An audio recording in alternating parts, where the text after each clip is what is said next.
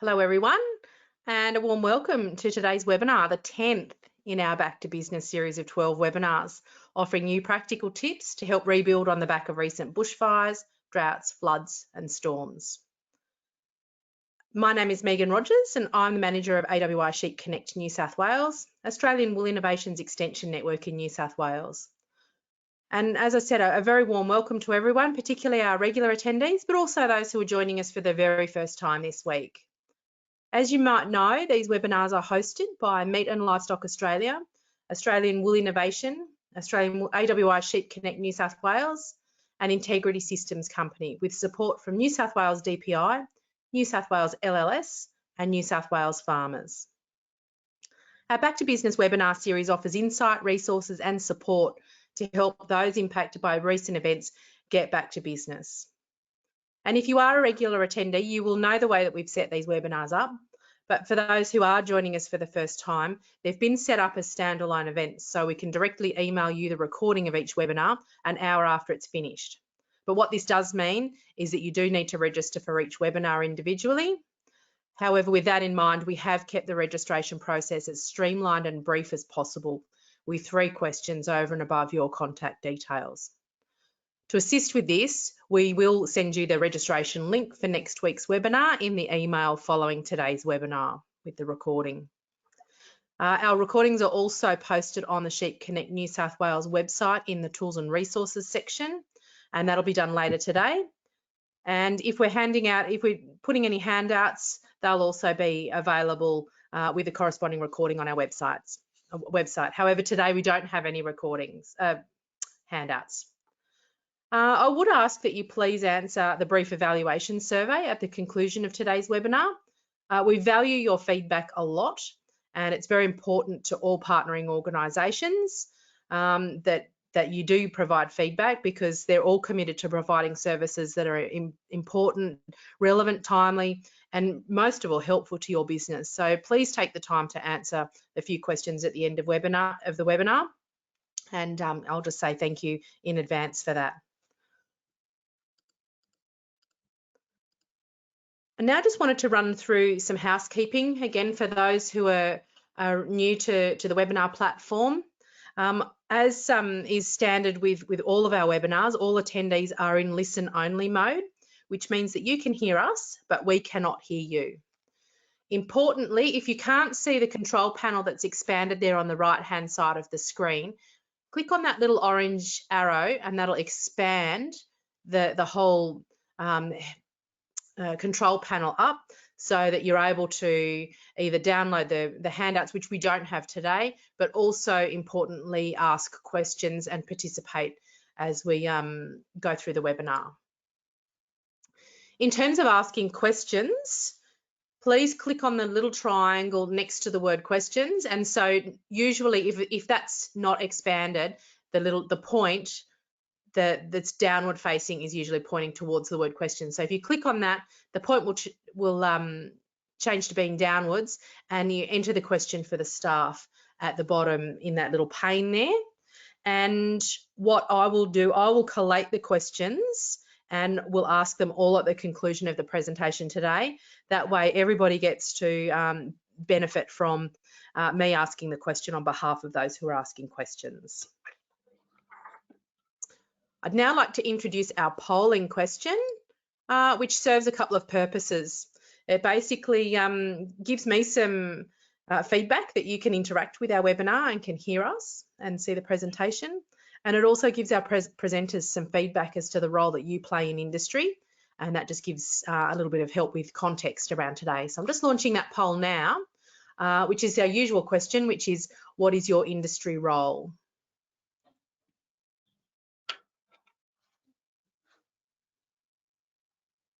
And I just get the feeling that we've got some frequent flyers here today, because we're up to 60% votes already. So we'll just keep that open for another few seconds. Still just trickling in. Give people an opportunity to click on their screen. 71% votes in. I'll keep that open for another 5, 4, 3, 2, 1. I'll close the poll and I'll share the results so that everybody can see who's joining us today. So we've got 13% today who are sheep only, 21% are cattle only, about a quarter of you are mixed species, a whopping 37% are advisors, and 5% have another role within industry. So thanks everybody for participating. Okay, just wanted to thank everybody now for their patience. I'll introduce today's presenter, Simon Vogt. Simon's an agribusiness consultant with Rural Directions, Proprietary Limited in South Australia, and works with beef, sheep, cropping and mixed enterprise clients across South Australia, or Southern Australia, sorry. Simon spends most of his time chairing advisory boards on behalf of farming families and family corporates. Simon also delivers MLA's Southern Business Edge workshop in South Australia and the Pasture Principles Supported Learning Program. Simon has a strong and practical understanding of whole business profit drivers as a result of extensive experience with farm business benchmarking. And from a personal perspective, I've had the opportunity to present alongside Simon at the It's You Time forums, the MLA AWI joint ventures, and that must have been a couple of years ago, Simon. So I'm going to hand over to you now, just as I'll just share your screen and we'll get organised. Just find you down there on that list. So just sharing that screen now. I'm going to mute myself in a second so that you've got the, yeah, you don't get any feedback from me. So yeah, I can see your screen now, Simon. Thanks again. Excellent. No, thanks, Megan, and thanks for the opportunity to contribute to the Back to Business program. And I'm looking forward today to talking with you on the theme of building long-term business resilience. And a great initiative from the organisations represented on the screen there now to bring this series together, the Back to Business webinar series, to support producers that have been affected by droughts and fires and other extreme events over the last couple of years, and have certainly experienced drought firsthand. Those parts haven't been directly affected by fire. The closest one for me was the Pinery fire on the 25th of November in 2015 that burnt 86,000 hectares in the space of about 6 to 8 hours, and fortunately pulled up just before reaching where I live and where we our property. So one of the lucky ones, but certainly a number of clients and colleagues that were significantly affected by that event. And certainly coming out of a couple of very challenging years seasonally and rainfall wise, and it's great to see things changing and see some positive signs on a change in season. So haven't been directly affected by fire, but I can tell you how we felt when there was some of the first rains back over the fire grounds after the fires earlier this year, and that was like this. We were just so pleased to see some rainfall over the fire grounds, and we've been so pleased to see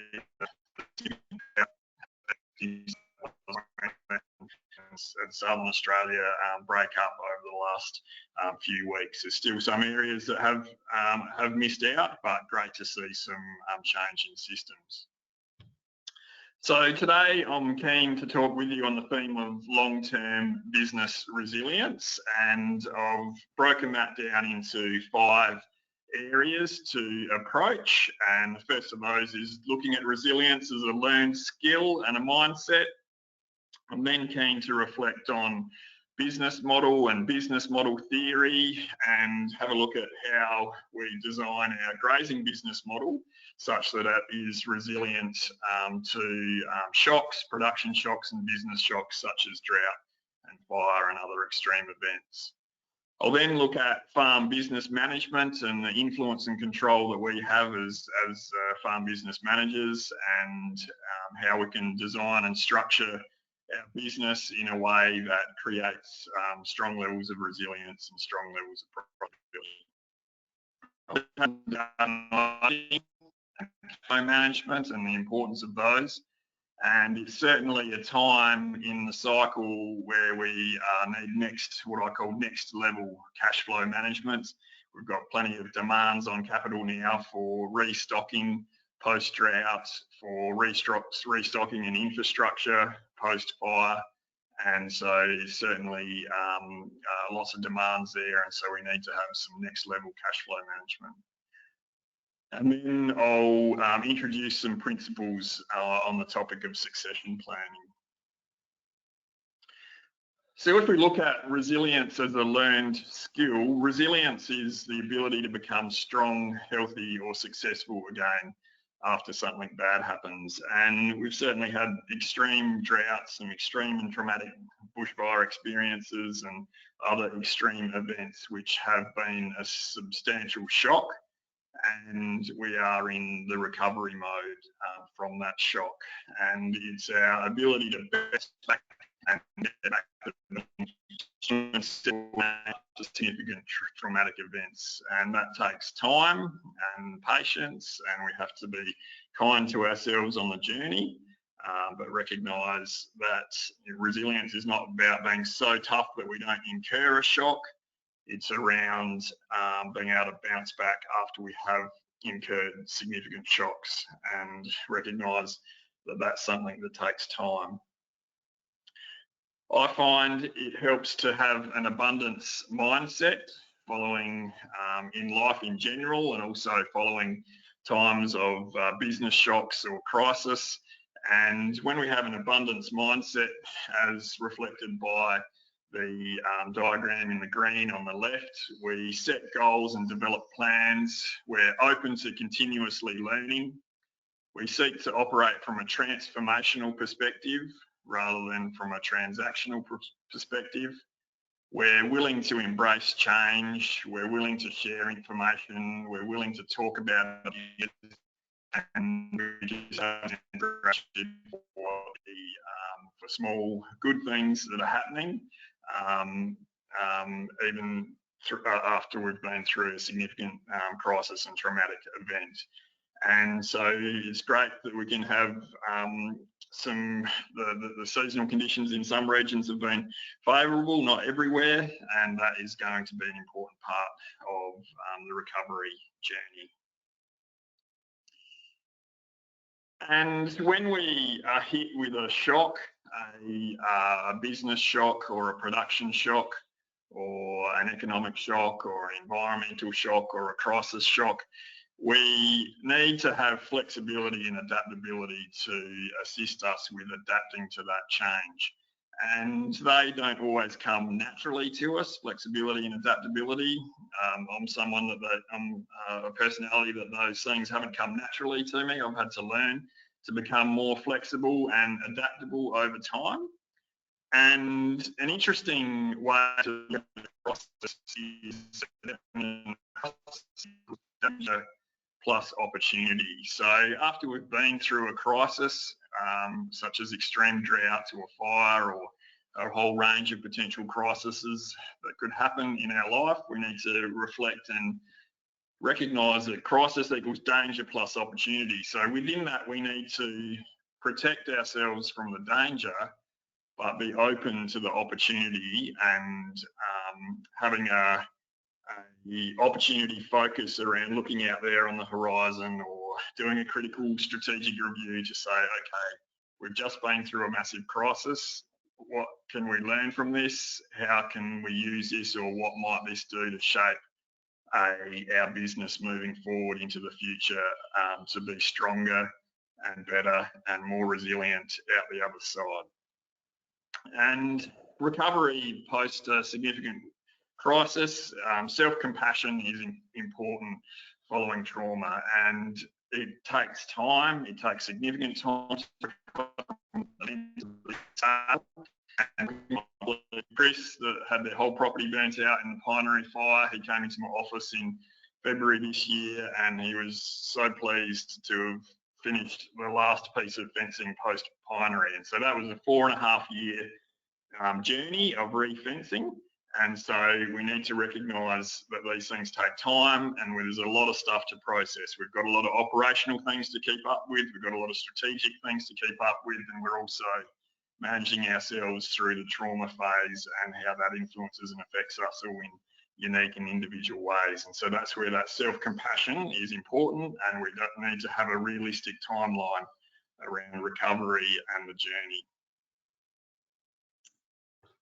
If we change gears now and look at what are some aspects and elements of a really strong business model, and here we need to recognise that business shocks and production shocks are inevitable. They're an inevitable part of farming in Australia. Droughts, floods, and we just don't know in which form they'll present themselves to us and our business, but we will experience shocks of different sorts. And so we have to create that ability to bounce back from these shocks. And it's a good opportunity after a shock and a crisis, when we've moved through the initial crisis response aspects and when we're into the recovery journey, to ask ourselves, have we embedded resilience into our business model? And I'll talk about a number of aspects of business model and business model resilience. And as I've identified, resilience is the ability to bounce back. So it's not about being so hard that we don't incur a shock. It's about the ability to bounce back. And I often look at a tennis ball versus a cricket ball and you say, which one's more resilient? Well, if you compress a tennis ball, it has the capacity to spring back quickly after it.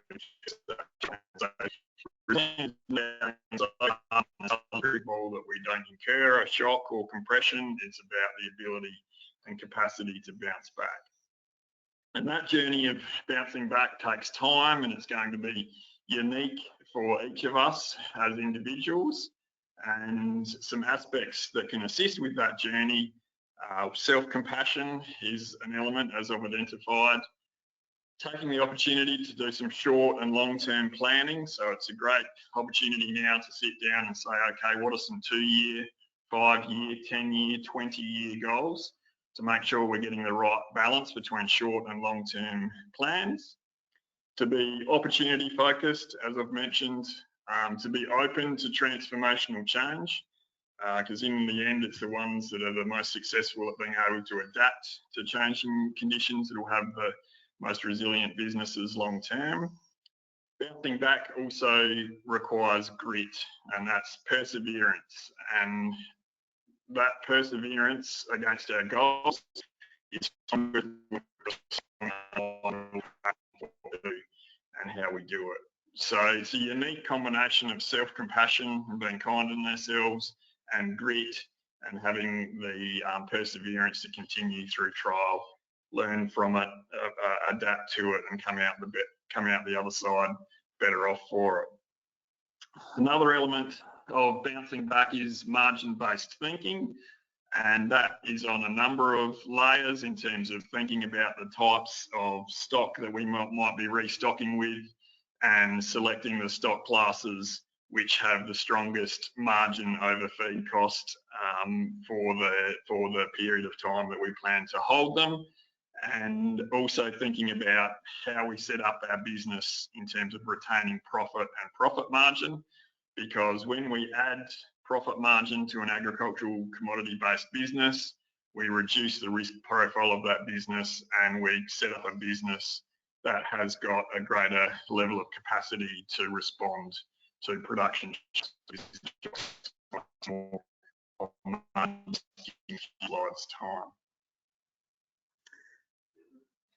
The elements of a strong grazing business model are, first and foremost, having a high level of productivity, and productivity from the resource base is everything, and there's a huge level of a huge range in productivity on the resource base under management in Australia and globally, the ag resource base. And so we need to set up our property to have a high level of productivity.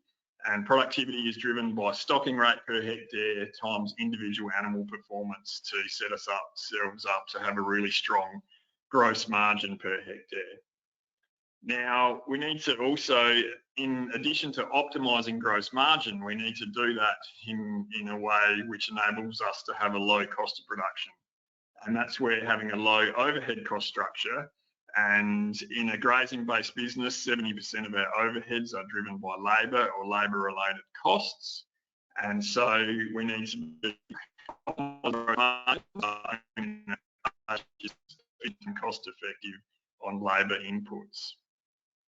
And the having strong pasture harvest per hectare per 100 millimetres of annual rainfall is another important element of a strong grazing business, because the core to our business model in grazing is converting grass to red meat or wool, and it's the core because we can grow grass under average seasonal conditions for around 10 or 12 cents per kilo of dry matter in comparison to supplementary feeds, which might be 30, 40 or 50 cents per kilo of dry matter. So wherever we can achieve our goals from a grass-based diet, or the more effective we are at growing grass and harvesting grass, then the stronger our grazing business model will be. It's also important to make sure that our grazing business is consistent with our core values. And it can be easy to get tied up in the numbers, and that's an important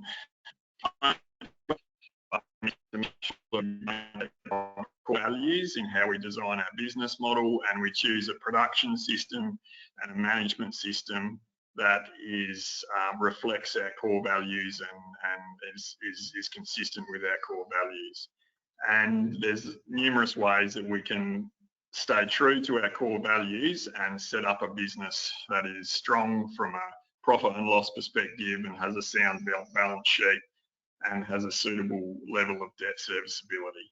So having a strong P&L is a core element to a strong grazing business, having a sound balance sheet, having a suitable level of debt serviceability, and that's best measured by finance coverage ratio, which is how many times EBIT, or earnings before interest and tax, how many times that covers our interest and lease costs.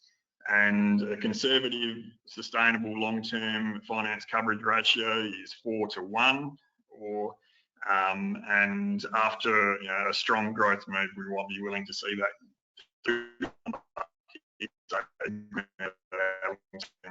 debt serviceability. Just touching on business model theory, a business model describes how our business creates, delivers and captures value. So in a grazing business, we create value by efficiently converting grass to red meat and wool. We deliver that value by meeting consumer requirements and consumer needs and meeting market specifications. And we capture the value by having a low-cost business model and a low overhead cost structure, so that we're not creating all of this value through gross margin optimization and then giving it up because we haven't got a cost structure, or got a high cost structure that means that we're not actually truly capturing it. So I think that's a useful way to look at business model theory and how we might design our business model moving forward. And this data was from an MLA project on the profitable integration of cropping and livestock. And the important thing here, and it doesn't look too different if we used a cropping only data set or a livestock only data set or a mixed enterprise data set, the key outcomes will be the same, and that's, as we see on the far right hand side there, top 20% producers are 2.5 times more profitable than the average producers in the benchmarking data sets that we collect. And so this is huge because it represents the opportunity, and there's this huge gap in performance between average businesses and top 20% businesses.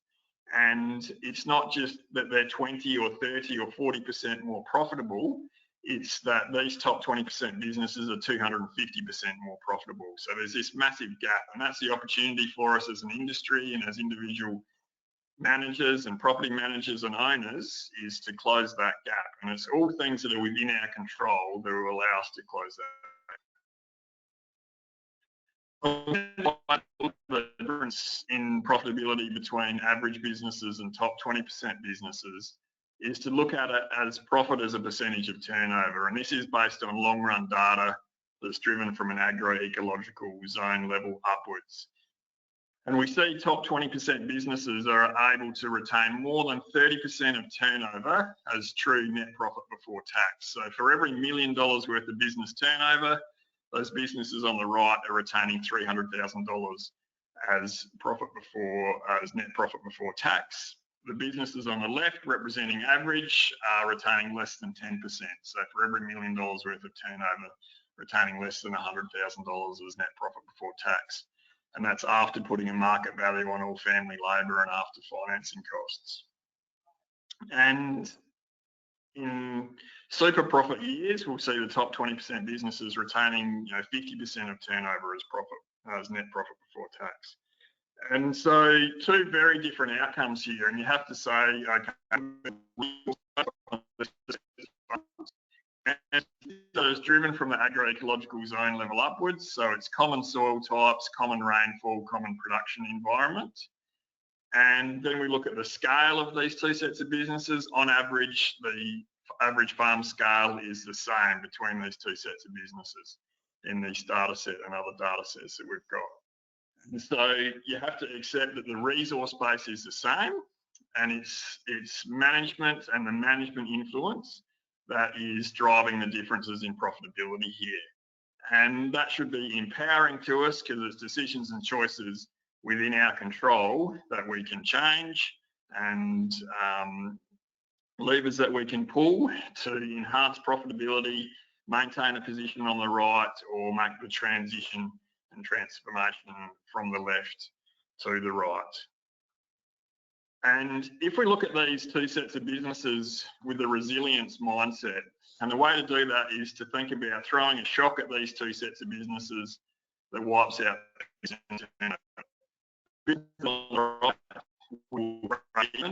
after incurring that significant shock. The businesses on the left will incur a significant loss, which is likely to contribute to additional core debt, and it'll be a longer journey of recovery for them. So this ability of top 20% businesses to retain far greater percentage of turnover as profit significantly develops and builds their resilience.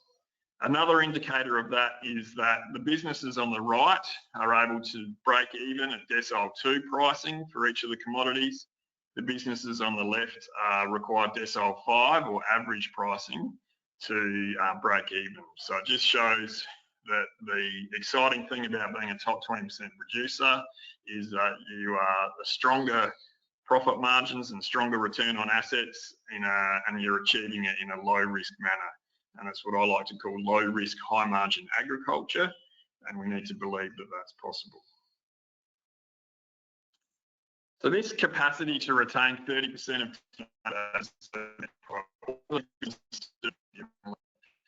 there was a couple of large-scale national projects that we worked on when developing the profit driver framework, which I'm about to show you and work through with you. And you can imagine when you get a number of different advisors and consultants in a room and we start to say, okay, what are the key profit drivers in a beef business, or what are the key profit drivers in a sheep business, and you get a huge number of different profit drivers chalked up on the wall. And the reference group for these projects challenged us to continually refine it down to a key profit driver framework. And that was really beneficial because what dropped out of that was that there are essentially 4 key profit drivers that are common across any agricultural business nationally or globally. And those 4 key profit drivers are up on the screen now. And the first one of those is gross margin optimisation. You can look at it at the whole farm level or at the per hectare level, but it is revenue, and that's the first layer of profitability.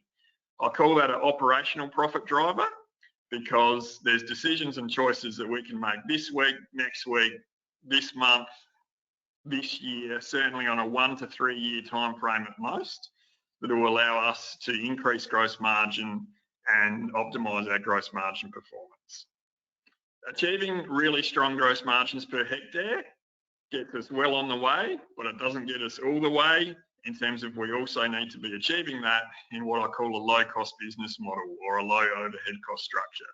So we need to have a robust level of turnover per labour unit to achieve that low-cost business model component, and it also relates to debt serviceability and general overhead costs. But in a grazing business, substantially driven by labour and labour productivity and how well our resource base is set up from an infrastructure perspective to be, and a production model perspective to be efficient with labour. And because if we're out on the key metrics there, it could be a 3, 5, 10-year journey to progressively realign our business with that key profit driver. Now, it takes an incredibly good team and management team and implementation team to both optimise gross margin and achieve a really high gross margin per hectare, but do it in a really cost-effective manner so that we've got low overhead cost per hectare.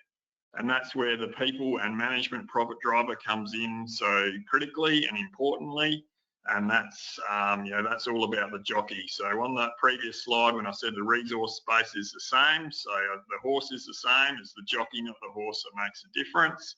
And that's around that people and management profit driver. And then a profit driver framework would be incomplete without considering risk and risk management, because we are exposed to plenty of risks in primary production ag relating to seasonal conditions and international political environmental settings. So there's so many risks that we're exposed to, and we don't have a high level of influence over those risks, but we need some of those risks, but we need to, some we do, the ones that count we do, which is production risk and productivity and our knowledge base and implementation of our profit model. But essentially with risk, we need to be designing a business that can manage and cope with production shocks and business shocks over time.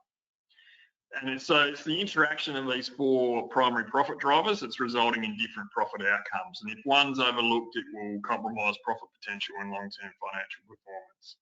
There's businesses out there that are nailing revenue per hectare, but are falling short of top 20% because they've got really high or undisciplined variable cost per hectare. There's businesses that are nailing gross margin, but falling short of top 20% because they've got a high overhead cost structure. And so it's a top 20%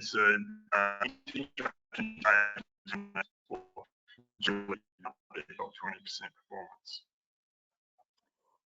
And it's a great opportunity at the moment to ask how well does your business align to that profit driver framework.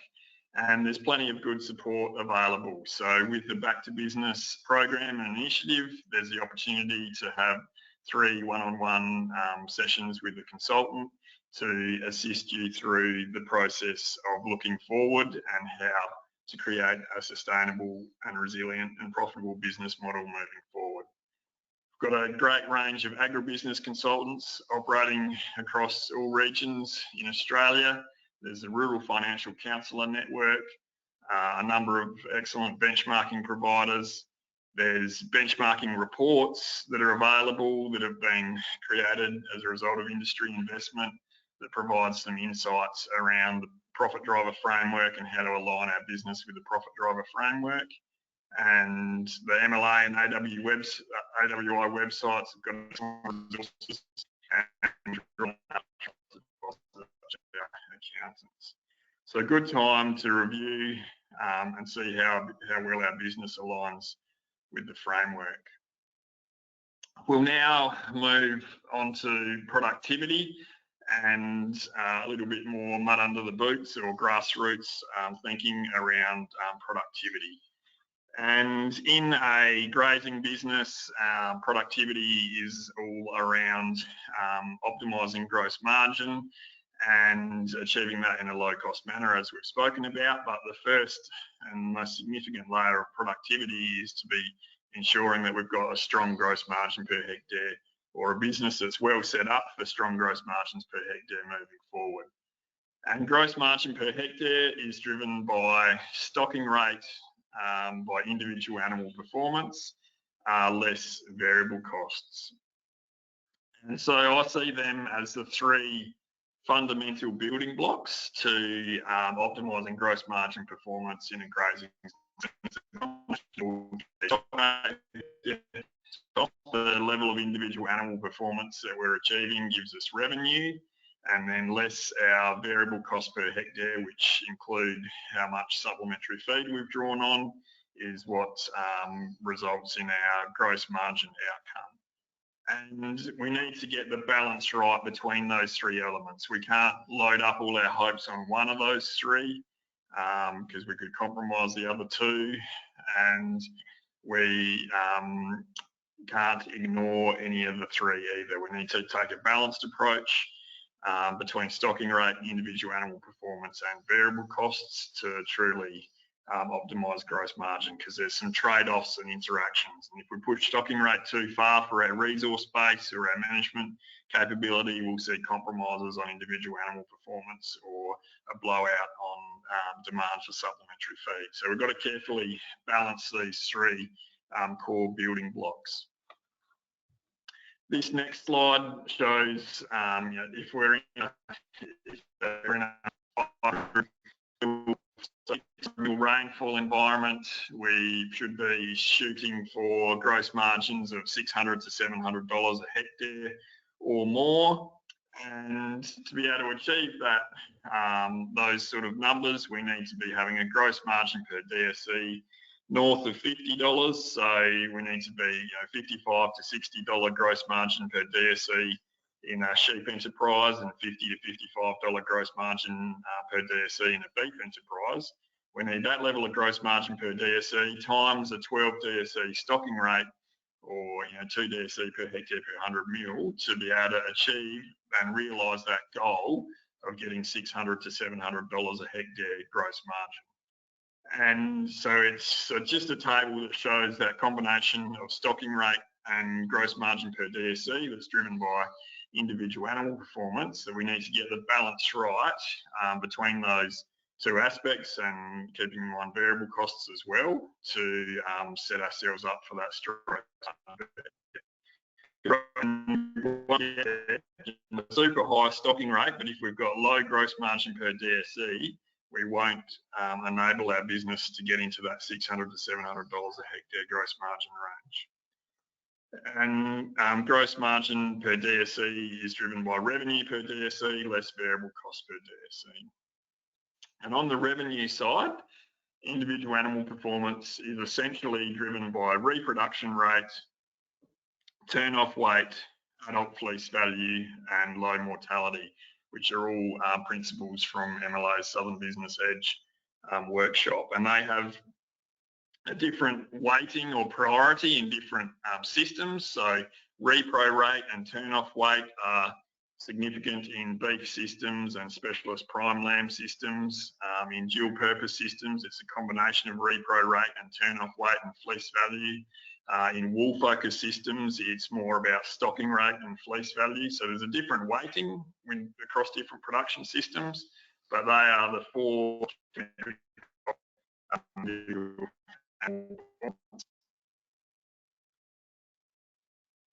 And what we need to think about here is that the breeding ewe or the breeding cow consumes the most pasture on the farm each year.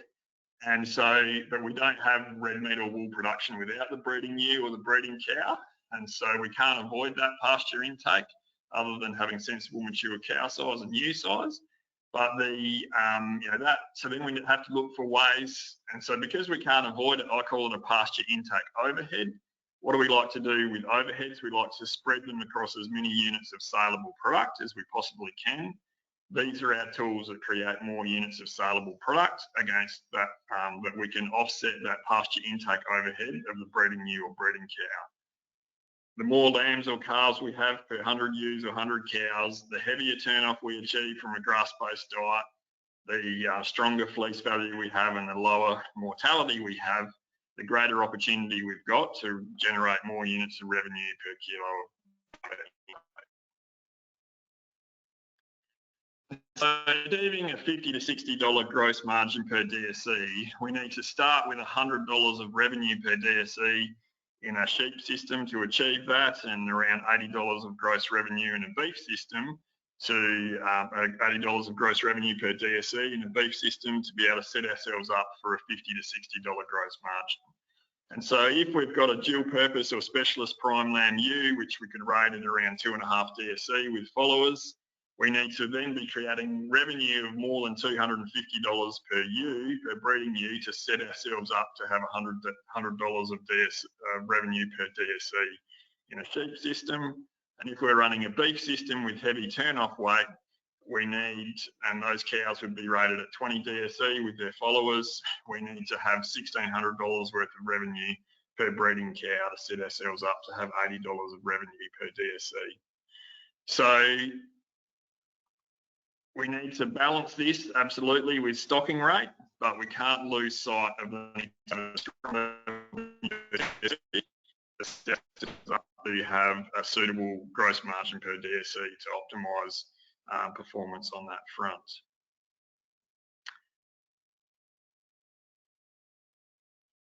And so that revenue per DSE and productivity per breeding unit is a key component to the whole productivity piece and the gross margin optimisation piece, and it's important to look at that and consider that and think through how we've set up our production model and system to achieve those targets. Something that I'd like to look at now is some management traits of top 20% producers. In addition to some of those hard number insights, we were also able to do some qualitative survey work with the range of top 20% and mainstream producers. And these were some of the management characteristics that dropped out of a GRDC project that we did, and we also found similar results with our MLA project we did with mixed enterprise producers. The first management characteristic is that top 20% producers their land class and their land base and their management capability, and then refining that system over time and having systematised patterns of work that allow them to implement that production system in a consistent manner under variable conditions. Another trait of top 20% managers is the ability to take a helicopter view, or the view from 30,000 feet. And when we're under pressure or under if something goes wrong, we have to say, okay, well, is this just a speed bump, or is this something that's throwing us off our long-term strategy? Taking the view from 30,000 feet can assist with that. Top 20% managers are also really good at internalising and taking responsibility for key business decisions. Yes, they'll draw on trusted advisors, and yes, they'll do their research on technical aspects. But at the end of the day, they know that the decision will have the most impact on them and their family, and so they'll internalise and take responsibility for key decisions. Top 20% producers are exceptional at control the weather. We can't control commodity price cycles. We can't control foreign exchange rates. We can't control international politics, but what we can control is our grazing management skill set. We can control our production system. We can control infrastructure. We can control where we invest and how we invest. We can control business model design. There's so many things that we have influence over that can have a positive influence. That's where we need to invest our energy.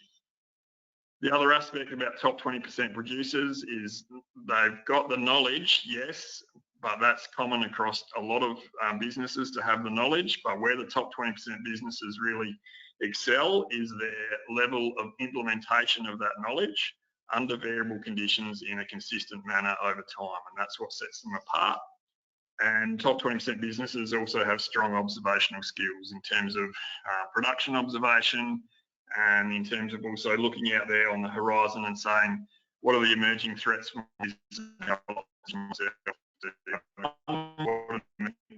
my business, and how will I capture or harvest them?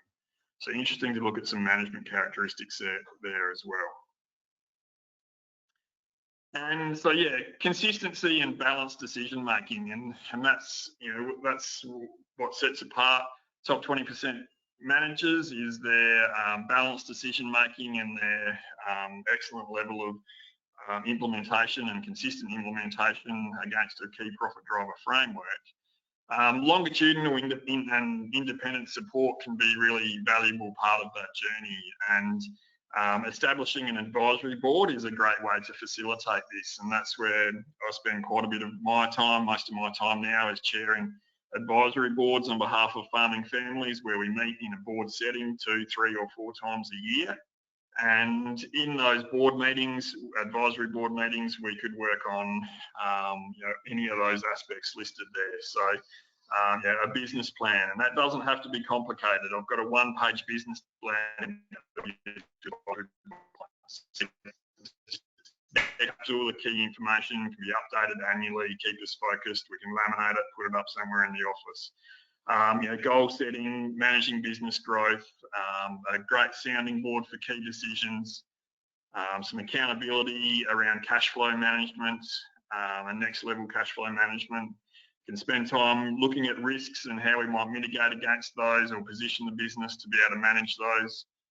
Alignment to the profit driver framework, the strengths, weaknesses, opportunities, threats analysis to identify strategic priorities, strategy development and management succession. So something to be mindful of and be open to is to having some independent and external support in a longitudinal manner, because it's over time we'll be thrown with lots of different decisions to consider and lots of different opportunities to assess. Now I'd like to have a chat about budgeting and cash flow management. Budgeting and cash flow management is a critical business, and we are in the recovery journey, because we are for those regions that have received rainfall and had to destock significantly, now's the whole, or the journey has been around upstocking already, or is continuing.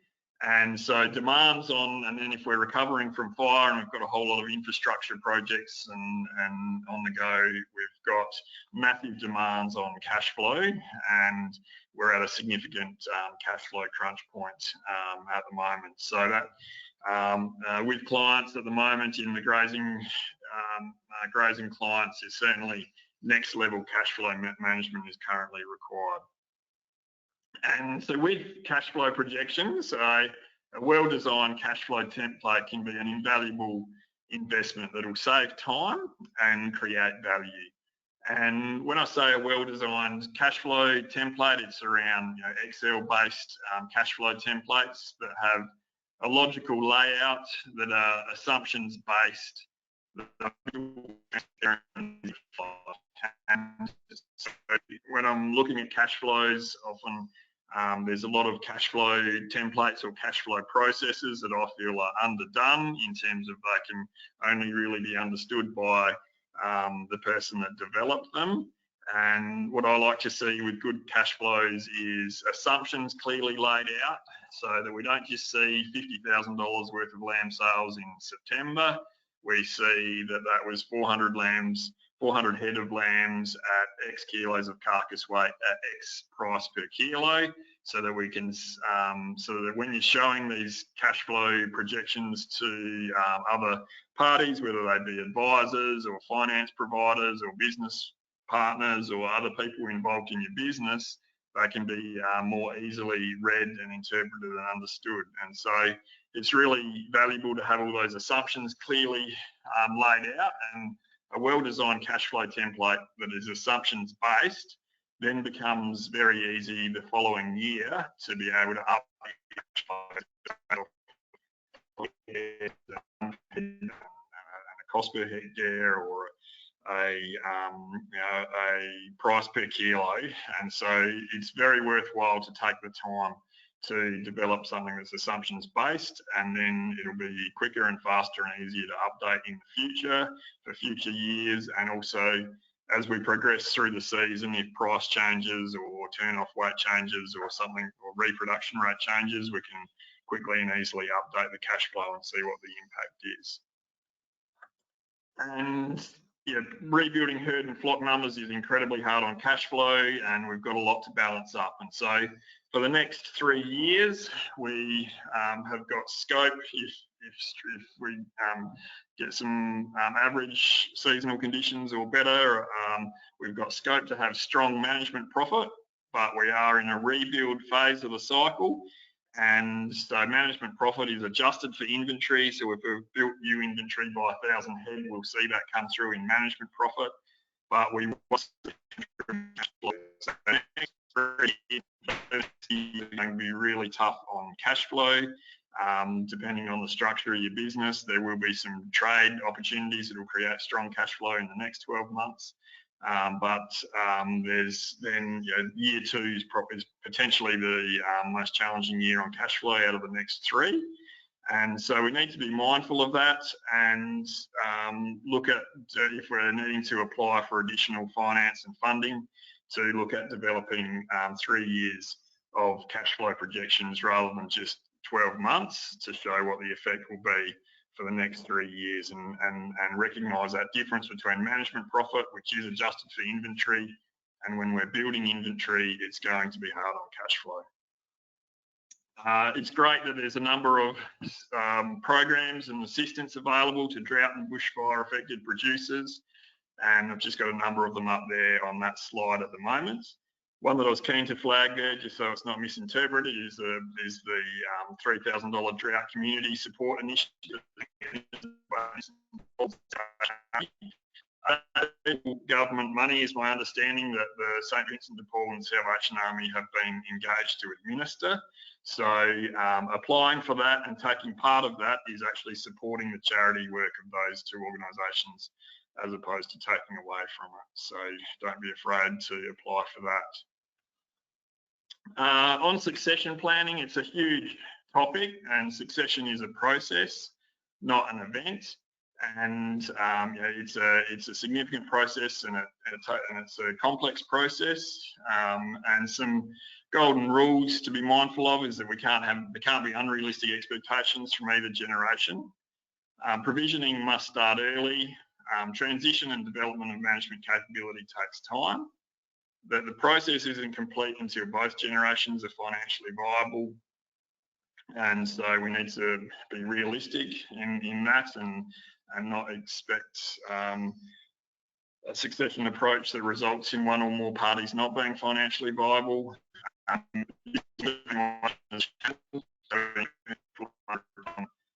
Has merit. And on that management succession transition, it's really important to develop skill set and management capability, and that means getting involved at a young and early age and getting exposure to business training and business and management capability. And the best way to have exposure is to be actively involved, and that's where an advisory board can work really well, because through that there can be capacity to build management capability, because in a board setting there'll be opportunity assessment, there'll be business case development, no doubt there'll be some crisis management that comes up at different points. Self-awareness is a leadership skill, communication, financial literacy, people management. These are all capabilities that we need to build in to the next generation of managers. Just very quickly on provisioning for independent retirement, and I realise how challenging it is. It is still worthwhile to look at the key way to prepare for a robustly funded independent retirement is to put a little bit away over a long period of time. And if we've got 40 years to prepare for that $2 million goal at age 65, we put away $12,500 a year into a low-cost, high-return superannuation fund that does 6% after-tax return, then we're able to achieve that $2 million goal, and we've only contributed about a quarter of that capital, and compound interest has done the heavy lifting. And that's an MLA Southern Business Edge principle, and it's around early money is like yeast and allows that compound interest to do the heavy lifting.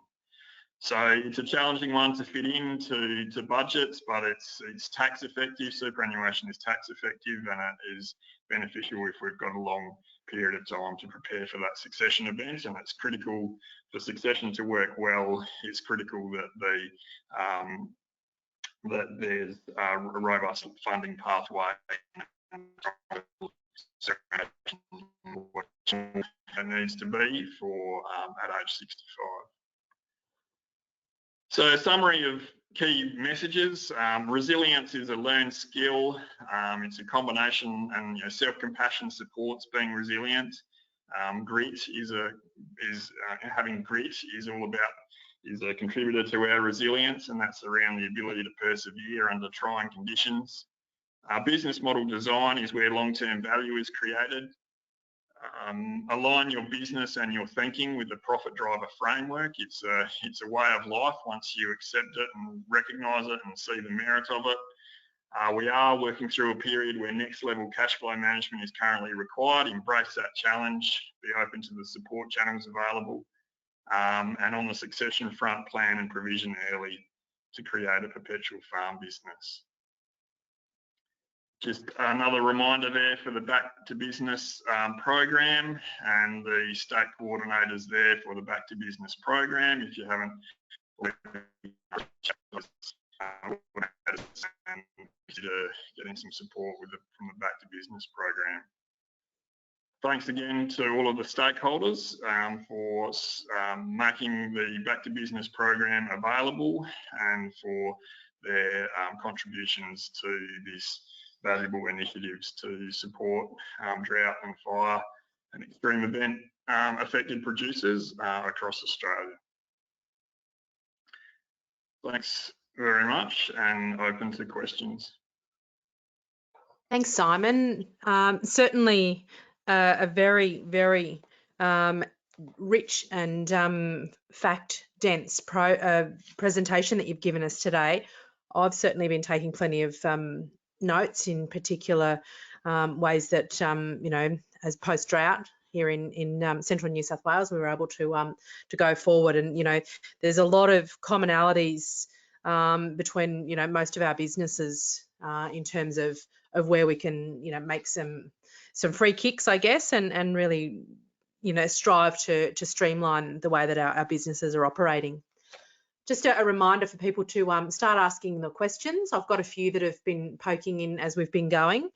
We had a bit of that buffering and lagging going on just throughout today, Simon, and I guess I've got a couple of questions. I just wanted you to clarify a couple of points. Back when you were looking at the DSE, the gross margin, that sensitivity analysis, you mentioned what the rainfall amount was that was underpinning that sensitivity analysis, but it just sort of lagged there, and I missed what the rainfall was. So you had all of the different gross margins per DSE, but then also per hectare with the stocking rate. Can you just quickly just reiterate that, please? For sure. So yeah, that table had a range of stocking rates down the left-hand side and a range of gross margin per DSE across the top. Through that example, I just chose a 600 millimetre rainfall environment to use as the example.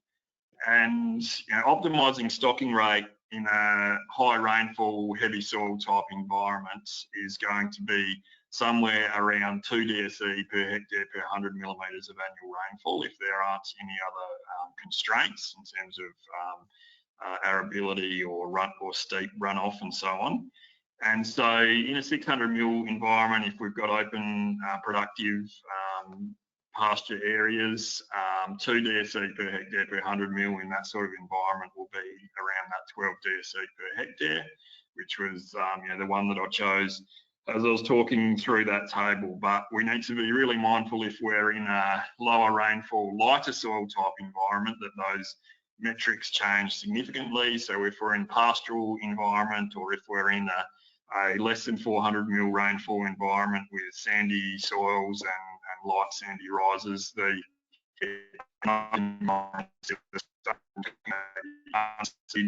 it could be somewhere between half and 1 DSE per hectare per 100 mil. So we need to be really mindful when applying stocking rate targets to adjust them to our land class and land system. Thanks for making that clarification. Makes a bit more sense now for my feeble brain, that's for sure. As I said, I missed what it was, and yeah, that's filled that little gap in there. Tony has had a couple of questions that he wants. And again, it was just, you know, when the sort of lagging and the buffering was going on. So Tony's first question is that you suggested a sound finance coverage ratio, and just wondering what that might be. For sure. So finance coverage ratio is like there's the principle of EBIT, or earnings before interest and tax, and it's good to look at EBIT as the engine room of our business, because the first layer of profit. Gross margin less overhead costs gets us to earnings before interest and tax. And you know, overhead costs and then less depreciation gets us to earnings before interest and tax. So EBIT is the engine room of any business, and our job is to make the engine room as large as possible. And once we and then when we look at finance coverage ratio, that's how many times our whole of business EBIT covers our interest costs plus land lease costs. And so if we've got a business that creates a $500,000 EBIT profit, and we have interest and lease costs of $125,000 per year, 500,000 divided by 125,000 would give a 4-to-1 finance coverage ratio, or EBIT coverage ratio. And 4-to-1 is very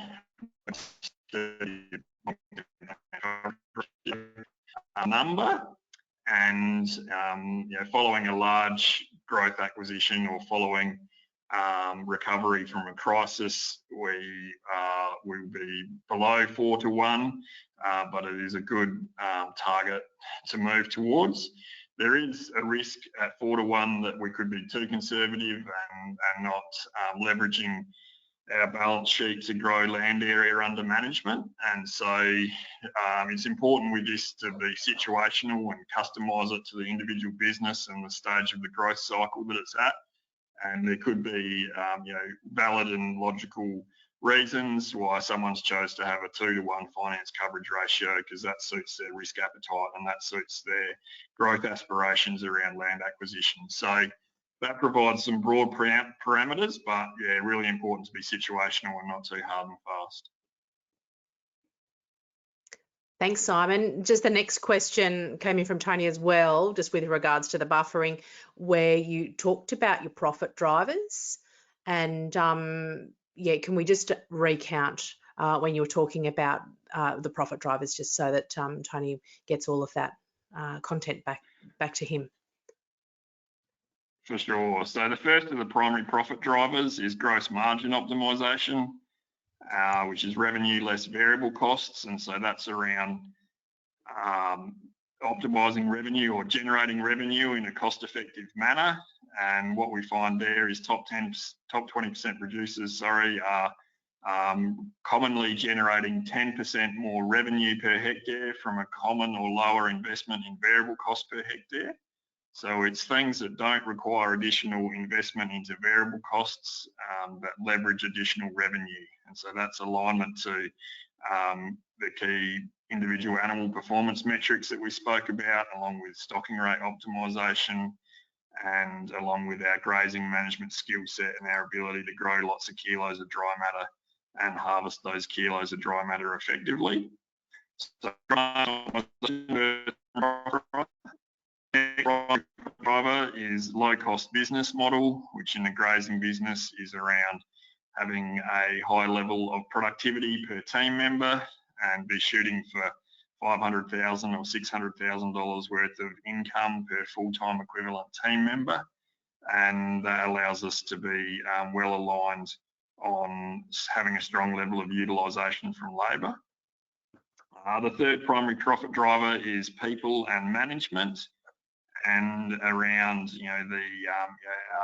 the jockey and stable around it takes an incredibly good management team to optimise gross margin and do it in a way which is efficient on overheads and labour.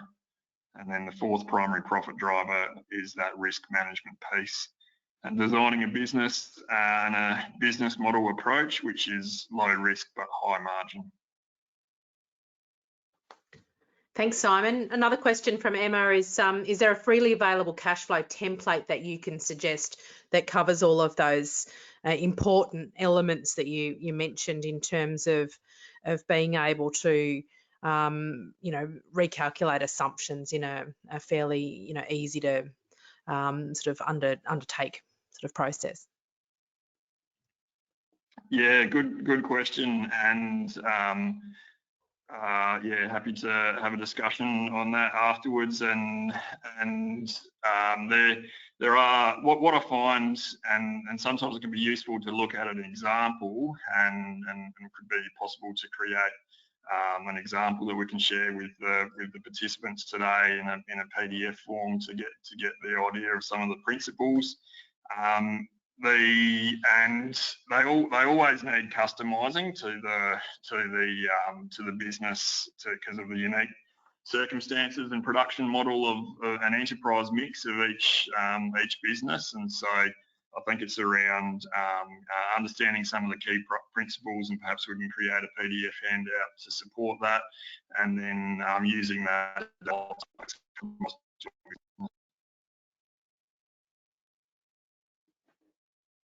Thanks, Simon. Just missed the last couple of words there, but it basically, the idea that a one size fits all is probably not going to be the most appropriate way of putting an effective gross margin and cash flow template into place in your business.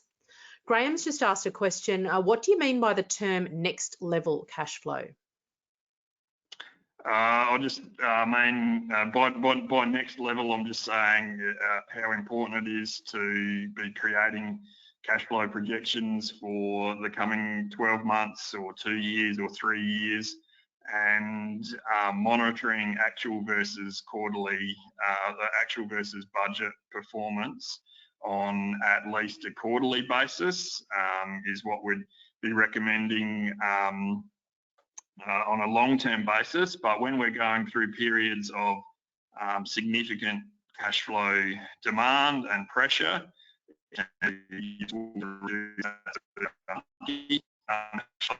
versus actual process. And so quarterly generally works on a long-term basis, and we can align it with our BAS reporting, and we have less timing differences when we look at things quarterly. But yeah, through next level, I'm just highlighting how critically important cash flow management is when we've got lots of demands on cash flow. Okay, thank you. I've got a comment from Lisa just with regards to optimising stocking rate. She's just said optimising stocking rate is important. However, we need to build some flexibility in with the variable seasons just to protect the natural resource base, i.e. soils and pastures. So a good and valid comment there from Lisa. Yeah, absolutely. And so we need to achieve it in a way which is sustainable on the land base and friendly on the land base, and which is an important component to long-term productivity and sustainability. And so having a capacity to have stocking rate flex is a way we can conditions without being detrimental on the resource base. Absolutely. Thanks, Lisa, and thanks, Simon, for your addition to that comment. Look, we're a little bit over time now, and we haven't had any new questions come in for a little while. So I think we might call today's webinar to a close. And yeah, thanks everybody for your questions.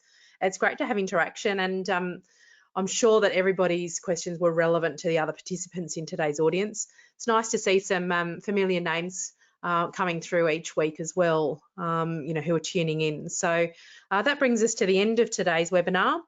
Thank you, Simon, for your insights. It's certainly been a very valuable and meaty presentation that you've given us today, and there's plenty to take away from the webinar today. Wanted to thank all of our participants who've joined us today. We're very pleased with the number of attendees, and that we've had register for today, but also consistently week in, week out. Couple of final reminders. Please answer our evaluation questions and let us know what future topics you'd like to hear.